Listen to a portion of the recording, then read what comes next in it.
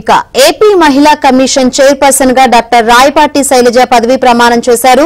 మహిళా కమిషన్ కార్యాలయం ప్రాంగణంలో ఉద్యోగుల సమక్షంలో ప్రమాణ స్వీకారం చేశారు. మహిళలపై జరిగే దాడులను సమర్థవంతంగా అడ్డుకునేందుకు చర్యలు చేపడతానని తెలిపారు. కూటమి ప్రభుత్వం ఏర్పడిన తర్వాత రైతు ఉద్యమ నేతగా రాయపాటి శైలజ గుర్తింపు పొందారు. డాక్టర్ రాయపాటి శైలజ అనే నేను మహిళా కమిషన్ చట్టం 1998 సవరించబడిన ఆంధ్రప్రదేశ్ మహిళా కమిషన్ చట్టం యాక్ట్ 9 ఆఫ్ 2023 ప్రకారము ఆంధ్రప్రదేశ్ మహిళా కమిషన్ చైర్పర్సన్ గా మహిళల సాధికారతకు జీవన ప్రమాణాల మెరుగుదలకు కృషి చేస్తానని, మహిళలపై జరుగుతున్న అత్యాచారాలు, అక్రమాలు, అన్యాయాలు నివారించుటలో తగిన అవగాహన కల్పించుటకు నా సాయశక్తిలా పాటుపడతానని మీ అందరి ముందు దైవ సాక్షిగా ప్రమాణం చేయుచున్నాను.